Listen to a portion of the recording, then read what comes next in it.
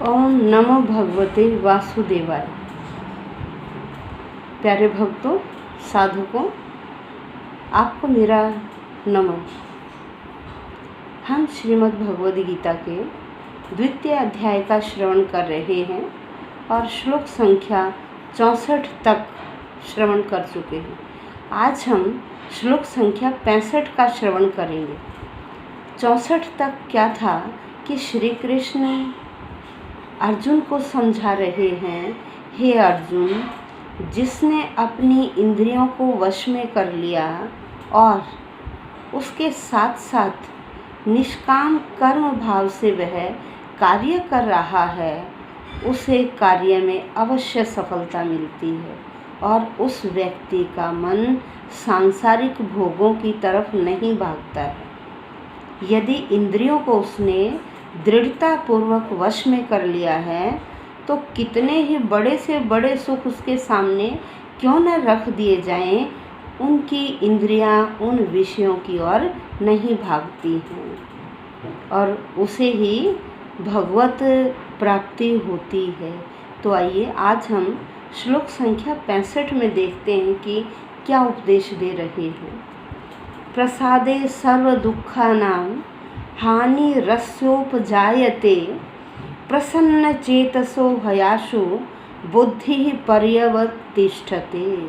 अब यहाँ कह रहे हैं कि जिस व्यक्ति ने अपनी इंद्रियों को वश में कर लिया है, जो सांसारिक 3 ताप हैं, काम, क्रोध और लोभ, जिनके पीछे हर व्यक्ति भागता है, यदि जिसने अपनी इंद्रियों को इन तीनों की ओर भागने नहीं दिया, वह व्यक्ति स्थिर बुद्धि कहलाता है।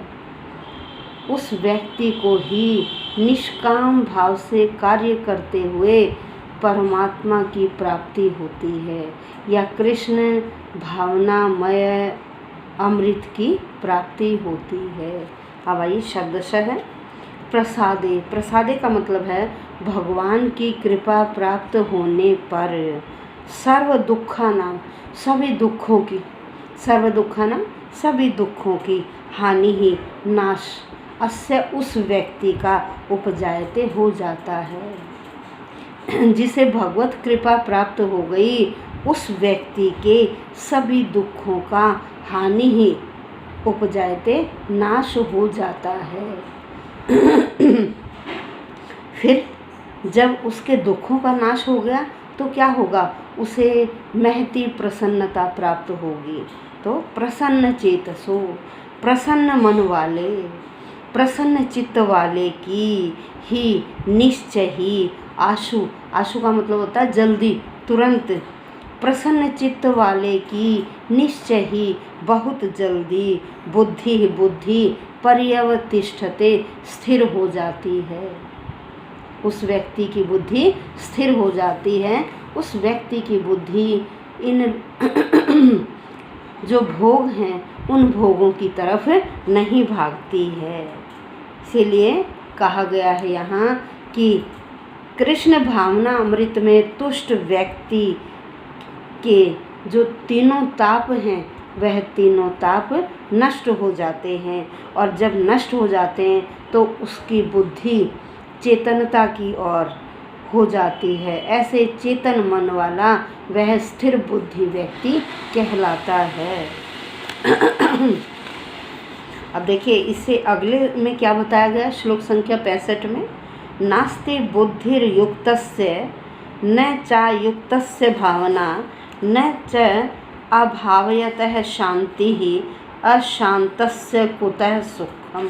अब यहाँ कह रहे हैं कि जिस व्यक्ति की बुद्धि कृष्ण भावनामय नहीं होती तो उसके मन भी स्थिर नहीं होता है और जिसकी बुद्धि कृष्ण भावनामय हो जाती है वह बुद्धि स्थिर हो जाती है, उसका मन भी स्थिर हो जाता है, जिसके बिना शांति की कोई संभावना, भाई जिसका मन स्थिर नहीं हुआ तो वहाँ शांति की संभावना नहीं होती और जिसका मन स्थिर हो गया वहाँ शांति ही शांति, शांति के साथ उन्हें सुखों की प्राप्ति होती है। अब आइए शब्दशः अर्थ। न अस्ति नहीं हो सकती, न अस्ति नहीं होती है। बुद्धि दिव्य बुद्धि, बुद्धि दिव्य बुद्धि।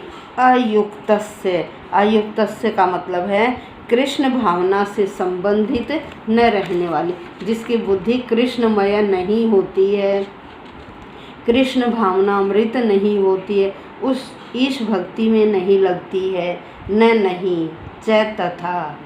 अयुक्तस्य, अयुक्तस्य कृष्ण भावना से युक्त व्यक्ति, कृष्ण भावना से रहित। अयुक्तस्य का मतलब है कृष्ण भावना से शून्य व्यक्ति, जिसमें कृष्ण भावना है ही नहीं, ईश भक्ति की ओर जिसका मन लगता ही नहीं है, ऐसी भावना, भावना स्थिर चित्त वाला न नहीं। तथा वैसे अभावयत है, अभावयत है जिसका भाव नहीं है, अर्थात जो स्थिर नहीं है, उसके शांति शांति। अशांतस्य, अशांत को, भाई ऐसे अशांत को शांति कहाँ मिलेगी?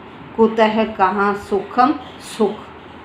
अब ये हमने शब्दशः देखा, अब इसकी हिंदी सुनिए।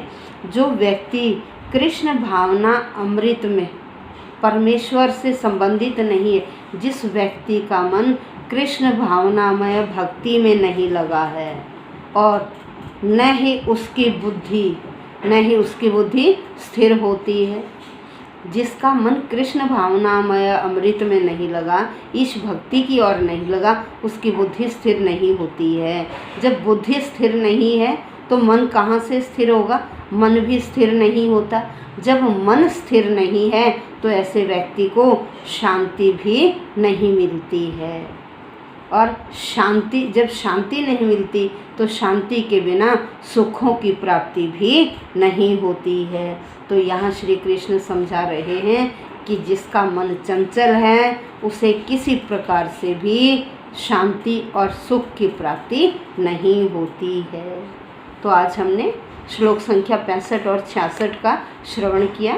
कल हम अगले श्लोकों का श्रवण करेंगे। धन्यवाद भक्तों। नमो भगवतो वासुदेवाय।